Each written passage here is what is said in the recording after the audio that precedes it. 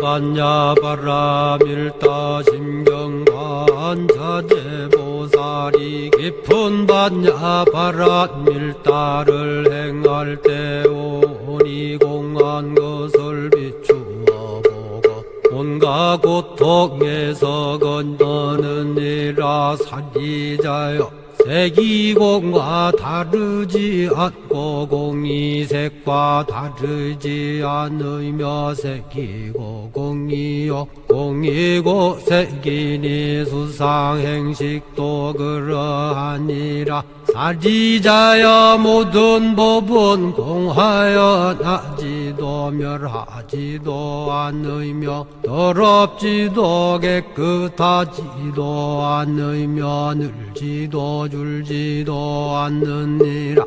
그러므로 곧 가운데는 색이 없고 수상행식도 없으며 안이비설신의도 없고 색성향 미촉법도 없으며 눈의 경계도 의식의 경계까지도 없고 무명도 무명이담까지도 없으며 늙고 죽음도 늙고 죽음이 다함까지도 없고 고진열도도 없으며 지혜도 듬도 없느니라. 얻을 것이 없는 까닭에 보살은 반야바라 밀다를 의지함으로 마음에 걸림이 없고 걸림이 없으므로 두려움이 없어서 뒤바뀐 헛된 생각을 멀리 떠나 완전한 열반에 들어가며 삼세의 모든 부처님도 반야바라 밀다를 의지함으로 세상의 깨달음을 얻느니라. 반야바라 밀다는 가장 신비하고 밝은 주문이며 위 없는 주문이며 무엇과도 견줄 수 없는 주문이니 온갖 괴로움을 없애고 진실하여 허망하지 않음을 알지니라. 이제 반야바라 밀다주를 말하리라.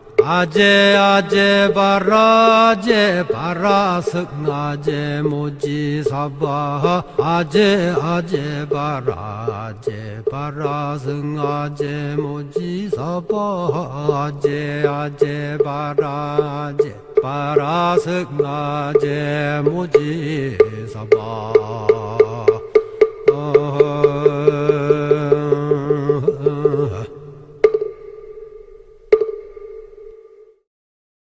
방금 우리 정각 원장 스님께서 말씀하셨지만은 워낙 간곡한 요청으로 이 자리에 이제 두 번 서게 됐습니다. 오늘 이렇게 이 동국대 이 불자분들과 이렇게 소중한 인연을 갖게 돼서 저 개인적으로도 굉장히 아주 기쁘고 또 아주 보람 있는 그런 날이라고 생각을 합니다. 먼저 제가 이 불교와의 이제 그 인연을 좀 한 말씀을 드리고자 하는데요. 저는 원래 이 대학 1학년 때 그 CCC라고 대학생 선교회를 다녔어요. 그게 이제 굉장히 그 좌파 기독교 단체인데 아주 그 격렬한 그런 단체죠. 그걸 한 1년 다녔는데 마지막에 12월 달쯤 돼가지고 수련회를 이제 한 6주간 그 수련회가 있었는데 그 수련회에 한 5주 정도 참석을 했어요. 그래서 이제 기독교의 교리라든지 그 이제 깊이 있는 어떤 이 역사적인 이런 것들 해서 이 좀 심화 교육이죠. 이제 그걸 받았는데 한 5주쯤 됐는데 여전히 이게 의문이 생기는 거예요. 가장 그 중요한 것이 뭐냐면 우선 하나님이 존재하는가? 그 부분에 대해서는 그 설명을 좀 아주 애매하게 해요. 이제 이 데카르트를 얘기를 하면서 데카르트가 이제 그걸 증명을 해냈는데 여러분들 잘 아시다시피 나는 생각한다. 고로 나는 존재한다. 그래서 내 존재의 이유를 밝히려면 하나님이 분명히 있어야 된다. 그래서 하나님은 존재한다. 이런 논리예요. 그게 이제 선뜻 와닿지 않고, 그 다음에 이제 부활에 관한 부분도 그렇고. 그래서 마지막 한 주일을 남겨놓고, 이건 뭔가 좀, 저한테는 안 맞는다 이런 생각이 들어가지고, 그 수련회를 포기를 하고 그 과정을 그만뒀어요. 그래서 이제 기독교와 이제 인연이 멀어졌는데, 그 뒤에 이제 제가 쭉, 이제 고시 공부를 한다고 이제 방학 때 이제 절에 들어가서 3학년, 4학년 때 이제 절에 들어가서 공부를 했는데, 그 과정에서 이제 우연히 이제 이 불교 경전을 접하게 됐고, 그때 방에 이제 이 육조 단경이라는 책이 있었는데, 그걸 아주 재미있게 읽었어요. 그게 이제 오조 홍인 대사의 제자 스님인 이제 신수 대사와 육조 해능 스님 간에 있었던 이제 그런 일화들이 쭉 돼 있고, 거기 보면 아주 재밌는 들이 많은데, 여기서 이 자리에서 그걸 소개드리기는 그렇고, 또 벽에 미닫이 문에 이게 개송이 하나 써 있었는데, 뭐라고 써 있었냐면, 생야 일편 부운기, 사야 일편 부운멸. 삶이라는 것은 한 조각 구름이 일어나는 것이요, 죽음이란 한 조각 구름이 사라지는 것이다. 부운 자체 본무실 생사거래 역여연. 이 구름이라는 것은 본래 실체가 없으니 생과 사, 삶과 죽음, 오고 감도 이와 같다. 이런 내용인데, 그게 뭔가 와닿는 아주 그런 느낌을 받았어요. 그 뒤에 이제 제가 이제 이 반야신경 책도 보고 그 금강경 해설서도 보고 이제 공부를 조금씩 했었는데, 그게 이제 불교와의 인연을 갖게 된 소중한 경험이 아니었나 싶어요. 우리 이제 김춘수 시인 잘 알죠? 꽃이라는 그 시를 남긴, 내가 그의 이름을 불러주기 전에는 그는 다만 하나의 몸짓에 지나지 않았다. 이렇게 시작하는 시죠. 그 맨 마지막 부분에 보면은 세 번째 기절에, 우리는 모두 무엇이 되고 싶다. 너는 나에게, 나는 너에게 잊혀지지 않는 하나의 의미가 되고 싶다. 이 기절이 있는데, 이게 저는 불교의 이념법을 아주 간명하게, 적확하게 표현하는 것이 아니냐 하는 그런 생각을 갖고 있습니다. 그래서 제가 불교를 공부하면서 이 나의 존재라는 것은 이 수많은 인연에 의해서 이렇게 세상에 나온 것이구나. 뭔가 이 세상에 나왔을 때는 내가 살아가는 그런 목적과 이유가 있어야 될 것이 아닌가, 이런 이제 의문을 갖게 됐고, 그래서 이제 자연스럽게 이제 화두 참선도 하게 됐고, 이제 공부를 하게 된 그런 계기가 됐습니다. 그래서 이 불교를 접하고 이 사고의 폭과 이 깊이가 굉장히 깊어졌다고 할 수 있죠. 이 모든 이렇게 우주의 그 이치라든지, 또 살아가는 우리의 이 도리라든지, 또는 이 사회 구조라든지, 이런 부분들이 이제 대학 초년 시절에는 이해가 잘 안 됐던 부분들이 이 불교를 통해서 훨씬 더 깊이 있게 이해가 되고 내 나름의 답을 찾아가는 계기가 됐습니다. 그러다가 제가 이제 사법연수원을 마치고 이제 진로를 결정하는데, 그전에는 늘 이제 제가 이 법관이 된다고 생각을 하고 있었어요. 어렸을 때부터 장래 희망이 늘 법관, 판사 이렇게 써 있었기 때문에 별 의문을 안 가지고 당연히 이제 판사가 된다고 생각을 했는데, 마지막에 이 막상 결정을 하려고 보니까 이게 과연 그게 맞는 것인가 하는 의문이 들었어요. 그래서 고민하던 끝에 이제 지도 교수님을 찾아갔습니다. 그 지도 교수님이 한대현 부장판사였는데, 이분이 뒤에 이제 헌법재판관을 했죠. 제가 뒤에 헌법재판소 그 연구관으로 파견이 돼가지고 모시게 됐는데, 이분 말씀이 저보고는 이제 우리 박시보는 뭐 법원으로 가도 검찰로 가도 다 잘할 것 같은데, 그래도 법률가의 정통은 이 법관이 아니겠느냐. 판사로 가는 것이 앞으로의 법률가로서 삶에 오히려 도움이 될 것이다.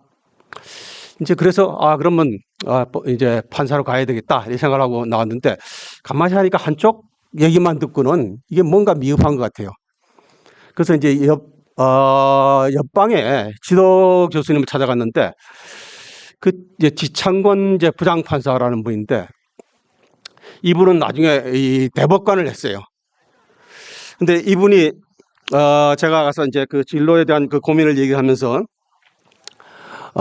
이 조언을 부탁드린다 그랬더니 이분이 딱 잘라서 얘기를 하는 거예요. 검찰로 와야 되는 이유 세 가지를 얘기를 하고 있습니다.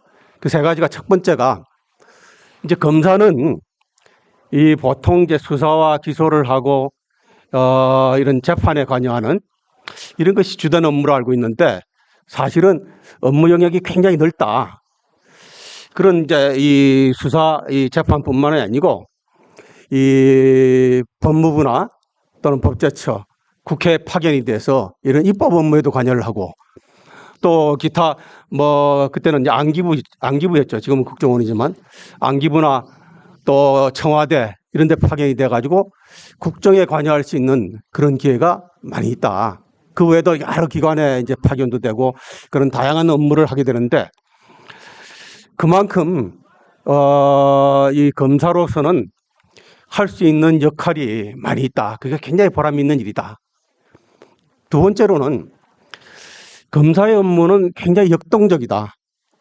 이 판사는 이렇게 검찰에서 수사를 해서 그걸 재판을 공소를 제기를 하면은 그것을 이제 축구 심판같이 이런 심판의 역할을 하는데 검사는 실제로 이런 불의와 또는 부패, 악을 보고 스스로 의지를 가지고 이 결론을 내서 그걸 기소를 해서 그걸 관철을 시키고 그래서 이 사회 악이 되는 그 존재들에 대해서 처벌을 함으로써 이 많은 국민들을 편안하게 할 수 있는 이 그런 역할이 굉장히 역동적이고 또 젊은 사람으로서 할 만한 보람이 있는 일이 아니겠느냐.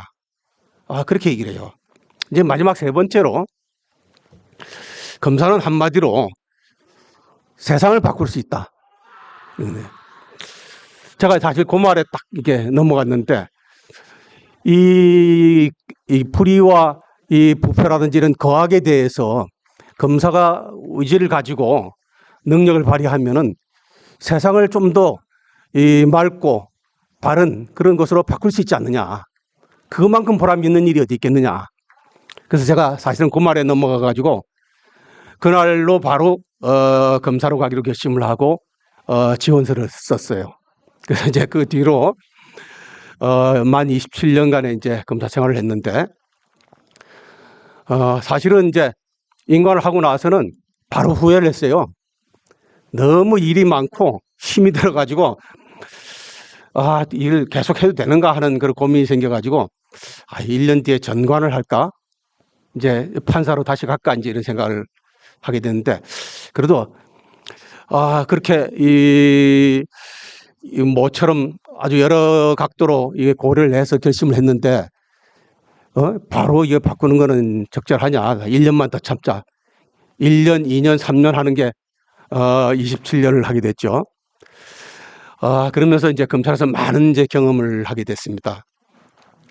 제가 수많은 이제 그 어려운 사건과 힘든 일들을 많이 했는데 그 과정에서 저는 이게 불교가 굉장히 도움이 많이 됐어요. 늘 이제 이 의문을 가지고 이 사건의 배후에 있는 본질이 뭐냐 이런 부분에 대해서 늘 관심을 가지게 되고 그래서 이 단순히 이걸 갖다 사건을 그냥 형식적으로 처리하는 것이 아니고 좀 더 깊이 있게 들여다보고 거기에 적절한 답을 구하는 것이 무엇이냐 하는 걸 갖다 늘 의문을 가지고 했고 그래서 최선이 아니면 차선, 차선이 아니면 차차선을 찾기 위해서 노력을 늘 해왔어요. 그러다 보니까 저절로 이제 이 검찰총장대에서는 좋은 평가를 받게 됐고 또 그만큼 또 힘든 일을 너무 많이 했어요. 그래서 지금 생각나는 일 중에 하나를 얘기하면은 2004년도인가 제가 서울지검에 3차장 검사를 했는데 3차장 검사는 이게 이제 특수부를 관할하는 이제 차장인데 이 인지부서죠.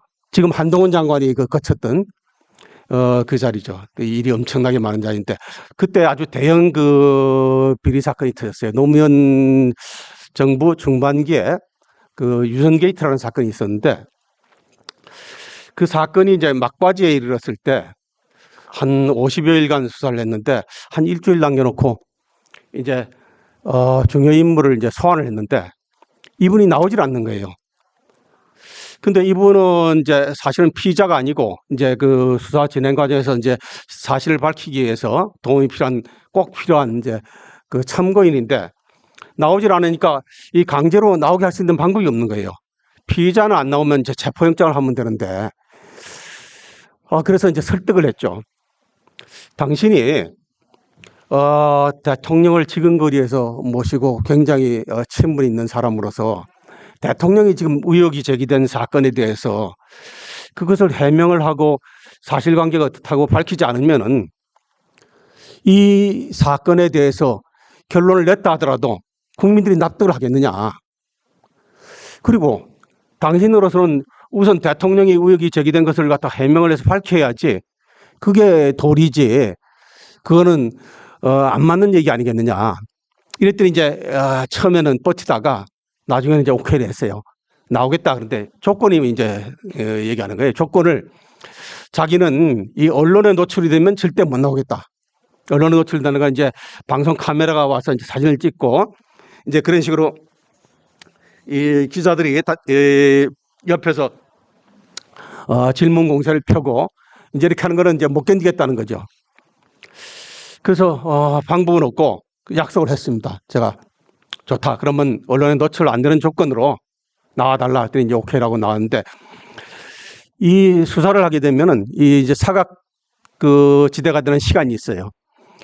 이제 특히 이런 중요 사건은 이제 밤새도록 이제 기자들이 이제 그 문 앞에서 지키고 이제 그걸 어떻게든 간에 이 기사글을 찾으려고 이제 노력을 하거든요. 그러다 보니까 이제 밤새기를 이제 같이 이제 이 검사들하고 같이 하죠. 밖에서 하지만은 그게 이제 귀를 대고 엿듣기도 하고 이러는데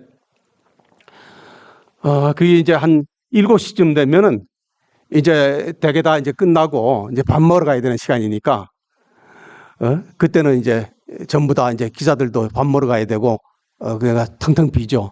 그러니까 딱 7시에서 8시 사이에 부르면은 이 기자들한테 노출이 안 돼요. 그래서 그 시간에 나오게 해서 이제 그 안내를 해가지고 이 조사를 받게 했는데 근데 이게 이제 비밀이 오래 가지 않잖아요. 그래서 그 다음날 이제 그날 이제 10시에 이걸 이제 오픈을 했죠. 이제 기자들한테 이 사람에 대해서 지금 수사 중이다.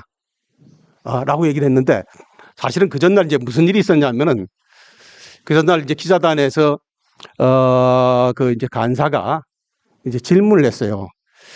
이제 이게 중요 인물인데 수사를 안 하고 있으니까 당연히 이제 의문을 갖죠. 그러면서 차장님 오늘 그 이제 내일 이제 그날이니까 내일 수사 상황에 대해서 궁금해하니까 그 이 사람을 부르는 거 아닙니까? 이 대통령 그 선거 당시에 이제 후원회장을 지냈던 분인데 이모 씨인데 이분을 부르는 거 아닙니까? 근데 그거를 그때 만약에 제가 조금이라도 반응을 그 잘못 보이면은 그게 비밀리에 하는 이제 수사인데 이게 완전히 들켜서 이게 잘못될 수가 있잖아요. 근데 이게 들키지 않고 하려니까 이제 모른 척하고 저는 이제 이 딴전을 피우는 거죠.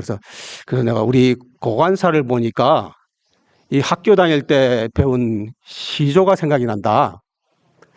그 시조가 여러분들은 배웠는지 모르지만 우리 고등학교 1학년 교과서에 10몇 페이지에 나오는 그 시조인데 내가 그걸 한번 읊어보겠다. 그러면서 이제 그 시조를 이제 바로 이제 답변을 안 하고 읊었어요. 그 시조가 이렇게 두터비 파리를 물고 도미에 치달아 올라 건너산 바라보니 백성골이 떠있거늘 가슴이 금직하여 불떡 뛰어내렸다가 도말에 자빠지고 모처라 날랜 멸시망정 얼질뻔 하게라. 이게 고체죠 이제.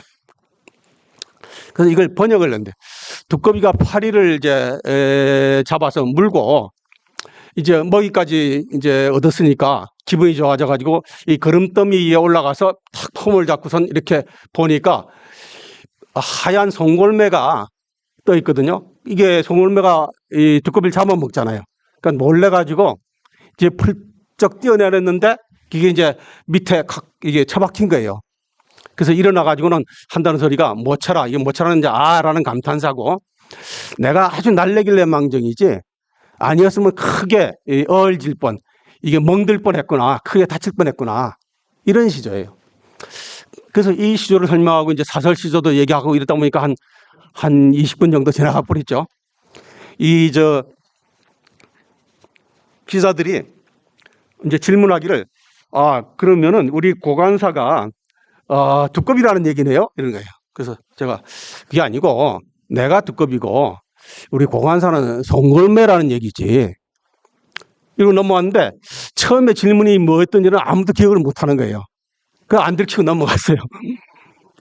근데 그날 저녁에 기자가 이제 동아일보 기자인데 한 기자가 전화가 왔어요. 전화가 와가지고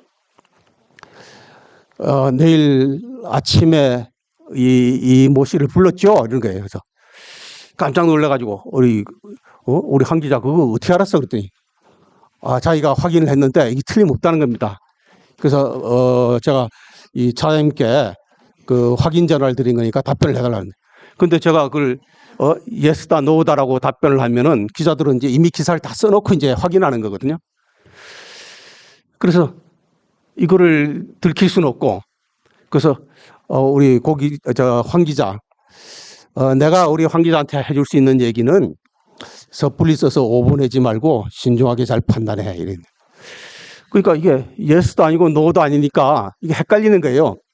그러니까 반복해서 계속 물어보는 겁니다. 두 번, 세 번 물어보는데 내가 당신한테 해줄 수 있는 얘기는 딱 이것뿐이니까 괜히 섣불리 써가지고 오보내지 말고 신중하게 잘 판단하는 것이 좋겠다.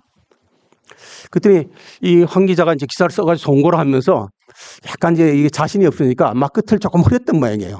이 데스크에 올라갔더니 데스크에서 보니까 다른 기사들이 많으니까 이게 막 기사 가치가 좀 비중이 떨어지니까 이걸 잘라버렸어요. 그러니까 소위 이제 이 기자로서는 이제 낙종이 돼버린 거죠. 특종이 안 되고. 그 다음날 이제 브리핑을 하는데 이제 황 기자가 얼굴이 불가푸르락 해가지고 이제 기사를 뭐라고 썼냐면 이랬었어요. 3차장의 거짓말 제목, 기자의 눈이라는 이제 이게 칼럼이 있었는데 이게 4단인가 5단 기사로 되어 있는데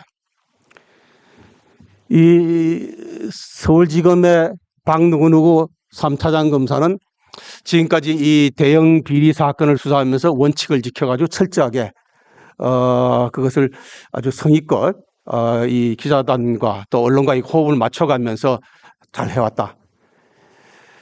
그런데 유독 이 권력의 실세인 이 모 씨에 와서는 이 원칙을 깨고 거짓말을 했다. 이런 내용이에요. 그래서 이제 그 기사가 됐기 때문에 그래서 내가 우리 여기 황 기자는 이런 기사를 쓸 수 있다고 본다. 그런데 우리 황 기자가 나보고 거짓말을 했다는데 이건 거짓말이 아니다.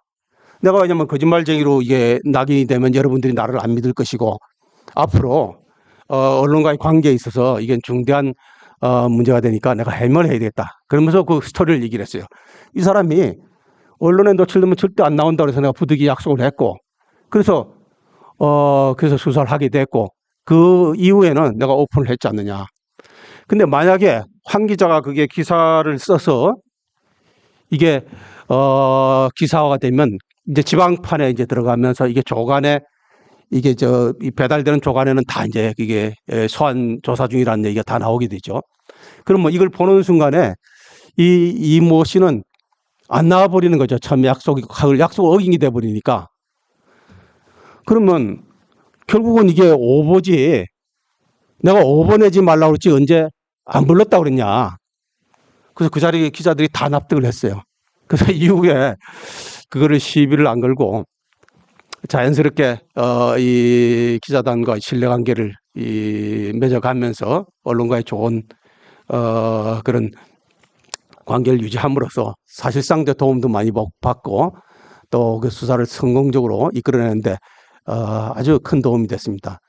그래서 그런 일화들이 많지만은 우선 그걸로 소개를 하기로 하고 그 뒤에 제가 2008년도에 대검 아까 공안부장을 이제 갔습니다. 제가 원래 공안은 거의 해보질 않았는데 검사 시절에 한 3, 4개월밖에 경험이 없는데 이제 공안부장을 하게 된 거는 울산지검장을 하면서 그때 당시에 이 현대자동차가 이제 늘 이게 파업을 관행적으로 해왔어요. 그래서 그때 그 파업을 이 합의를 이제 시켜서 합의를 시켰다기보다는 이제 합의를 이제 하도록 그렇게 분위기를 만들었죠. 그래서 그때 언론에 보도되기를 이제 이 현대자동차 10년 만에 무분기 타결 이래가지고 대서특필이 됐어요. 그리고 그 뒤에 직후에 한 두세 달 뒤에 이제 프렌트 건설 노조라고 굉장히 이게 극렬 이 시위와 집회를 하는 게 단체죠. 그에 이제 울산에 한 평상시보다 한 많게 한 3,000명 정도가 모이는데 한 4, 5천 명 정도가 전국에서 이제 모이는 그런 이제 이게 사실은 이제 정식 노조는 아니고 법의 노조죠 이제. 그래서 개인이 이제 말하자면 이제 미장이나 또는 뭐 용접공 뭐 이런 사람들 청소하는 사람 이런 사람들이 이제 이 개인적으로 참여가 단체적으로 이제 구성을 하게 돼 있는데 이 단체에서 그 전에 해에 70명이 구속이 됐어요. 그 정도로 그냥 아주 극렬 시위를 했는데 그 극렬 집회 시위를 3일 만에 이 파업을 철회시켜 가지고 무분기 이제 타결이 됐죠 이제 결국은. 그래서 그에 아주 평화롭게 울산이 그런 이제 전국적인 그런 이제 이 노동단체 극렬 시위가 비교적 조용하게 넘어갔죠. 그래서 그걸 높이 평가했는지 대검 공안부장을 이제 발령을 낸 거예요. 그 2008년도에 제가 대검 공안부장으로 올라왔는데 그에 여러분들 잘 아시겠지만 이 광우병 미국산 쇠고기 수입 반대 집회가 열린 거예요. 그게 열리면서 이제 처음에는 이게 이제 중고생들이 이제 플래시몹으로 내가 이 좋아하는 이 가수 누가 저 미국산 쇠고기 먹고 광우병 걸리면 어떡하지? 이제 이런 이제 걱정으로 이제 한 30-40명이 모이던 게 나중에 이제 이게 좌파 시민단체들이 관여를 하고 막 이러면서 점점 이제 극렬 이제 집회 시위로 발전을 했죠. 그리고 한 30-40일 지나서부터는 평화 집회에서 이게 폭력 시위로 이제 발전을 했습니다. 그러면서 이제 이 언론에도 언론사 특히 이제 조선일보나 동아일보사에 이제 그 로비에 진입해가지고 이 현판을 깨부수고 이제 난장판을 만들고 이러면서 이걸 강제 진압을 해라 하고 이제 여론이 이제 그때 뜨거워졌죠. 특히 언론사들은 막 강하게 아주 그냥 질타를 하면서 왜 이것을 좌시하고 있느냐. 그래서 한 60일쯤 지나가지고는 이게 시위도 이제 극렬해졌지만은 이 국민 여론도 이제 굉장히 이제 악화가 돼 있는 그런 상황이에요. 근데 제가 이제 늘 이게 이 소위 대검 공안부장이 이 관련 대책회의의 이제 의장이기도 하고 전국 공안 상황을 이제 총괄 지휘하는 이제 총사령관 역할을 하는데 이게 아무래도 이게 현장이 궁금한 거예요. 그래서 이 정보 보고를 이렇게 문서만 받아서는 그게 생동감 있게 와닿질 않아서 제가 현장에 집회 시위 현장에 무려 한 20여 차례를 나갔어요. 그래서 그 집회 과정서부터 시위가 이제 발생해가지고 강제 해산이 되면서 그야말로 전쟁터죠. 그거를 이제 옆에서 지켜보면서 그 끝날 때까지 보면서 그런 걸 갖다가 굉장히 20일 이상을 그렇게 했는데 그걸 보면서 그러니까 그 시위 현장을 경찰이 장악을 못하는 거예요. 무슨 얘기냐면은 이 마치 전쟁터 같이 이렇게 마지막에 이게 대결 상황이 되면은 이 쇠파이프나 뭐 죽창 뭐 아주 그다음에 망치나 이런 걸 들고 이제 이 경찰 버스를 이 부수고 밀어 넘어뜨리고 그 전쟁 상황이 되는 거예요. 근데 막상 이제 이 경찰이 이제 이 강제 진압을 하는 그 돌격대가 들어가면은 그 순간에 대치하고 있던 그 골수 분자들은 다 도망가 버리고 실제 잡혀오는 거는 뒤에 후방에 있는 그 사람들이 몇백 명씩 잡혀오는 거예요. 그래서 늘 보면은 평일에는 한 30-40명. 이게 주말이나 이런 때는 적게는 한 120-30명, 많게는 한 200-300명씩 잡혀오죠. 근데 시위 전력이 거의 없어요. 어쩌다 한 번, 두 번 있는 사람이 몇 명이지. 근데 이거를 강제 진압을 하다가는 이거는 그야말로 이제 불상사가 일어나서 이 일반 시민들이 이제 죽고 다치는 이제 그런 상황이 생기죠. 제가 이걸 끝까지 반대를 했어요. 그때는 뭐 이 다른 기관들은 이제 뭐 경찰이나 안기부나 뭐 또 여러 기관들이 있죠. 관련 노동부도 있고 뭐 여러 가지 기관들이 있는데 대체로 이제 그 여론이 워낙에 안 좋으니까 강제 진압 쪽으로 흘렀는데 제가 끝까지 반대를 해서 결국은 한 100일 정도 가는 이제 시가 되고 마지막에 이제 주요 인물들을 이제 검거하고 처벌함으로써 종결이 됐는데 한 30일간은 굉장히 많이 시달렸죠. 결국은 제가 검찰을 떠난 계기가 이 사건 때문에 결국은 나중에 이제 그 시위에 적절하게 대처를 하지 못했다.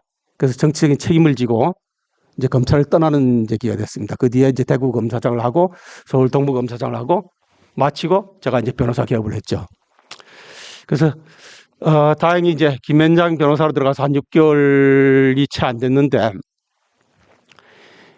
그때 당시의 상황이나 이런 부분에 대해서 충분히 이제 정치적인 해명이 됐는지 다시 헌법재판관으로 지명을 받았어요. 그래서 다시 공직에 복귀를 하고 뒤에 또 이 재판소장까지 하게 되는 그런 기회가 주어졌죠. 지금 와서 생각해 보면 저는 이게 부처님의 가피력이다 이런 생각을 하고 있습니다.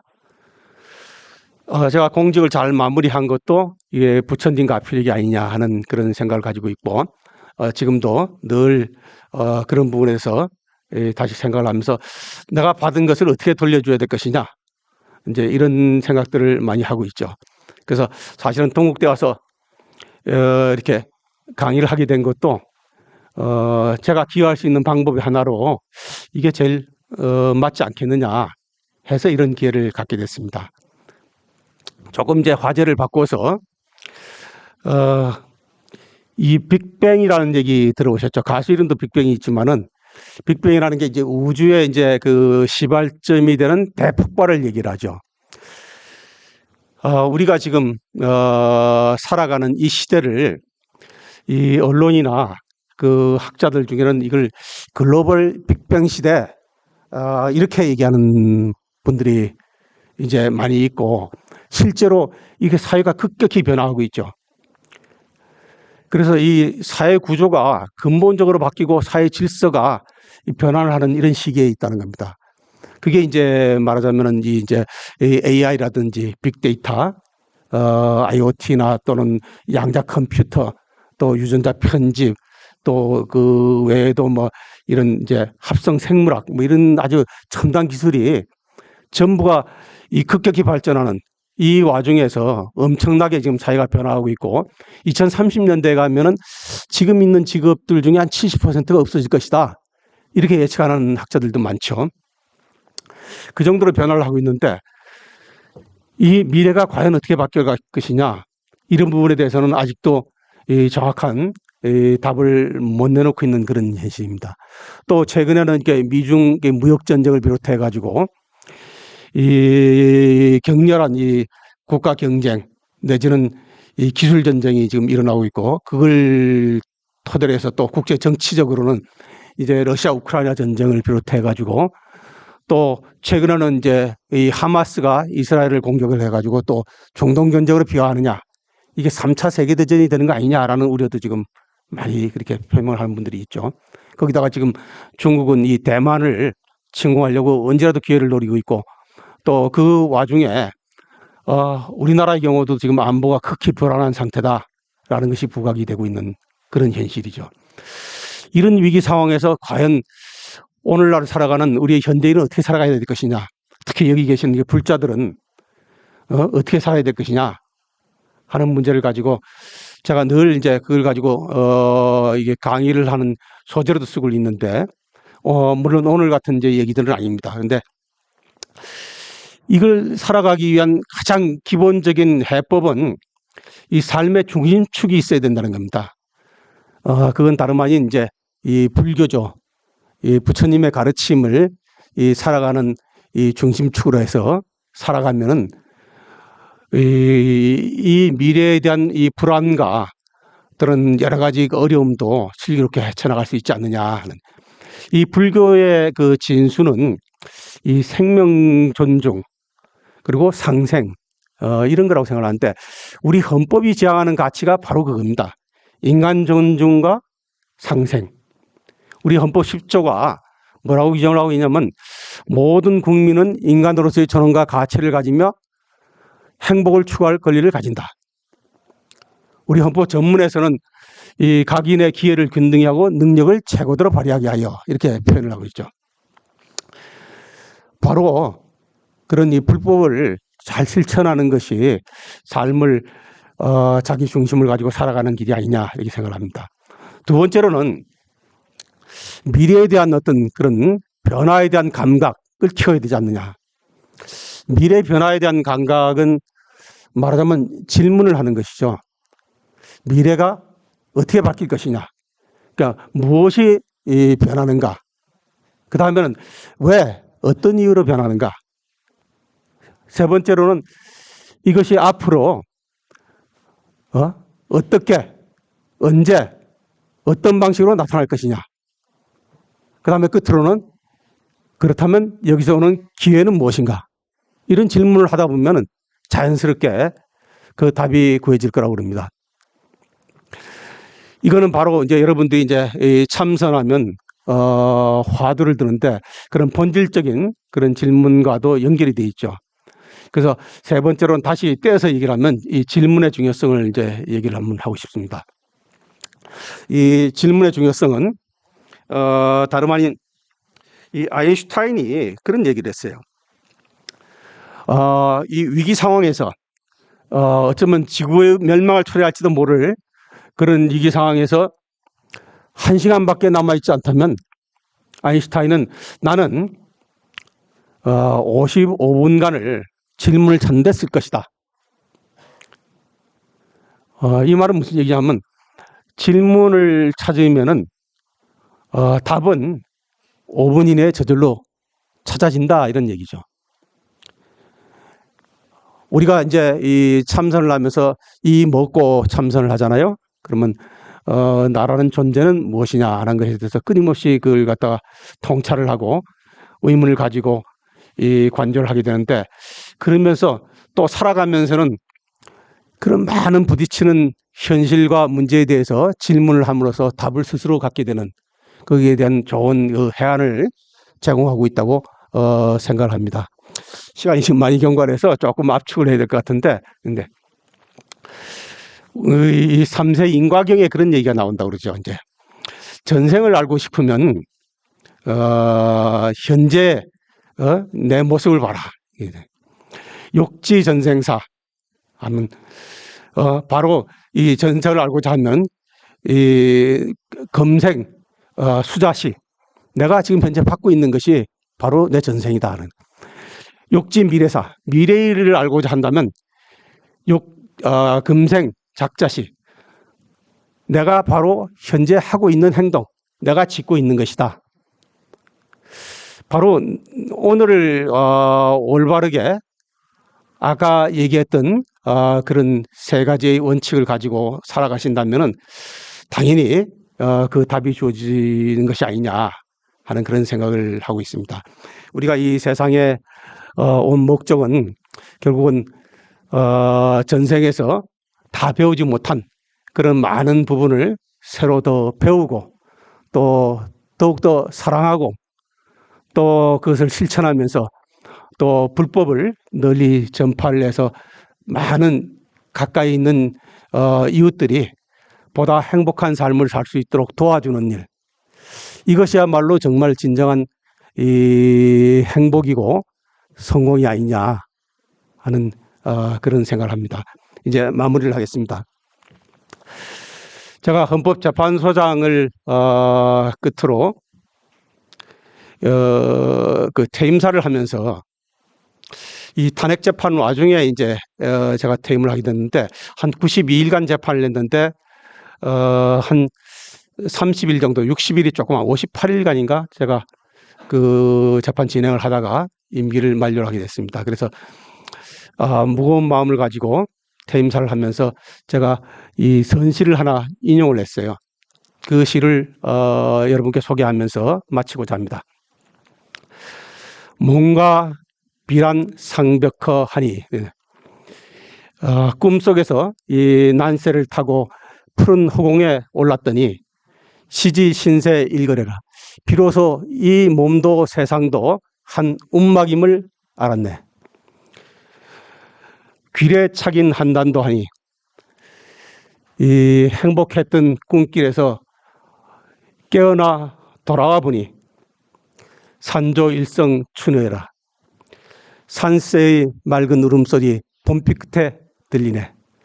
여러분 모두 성불하십시오. 감사합니다.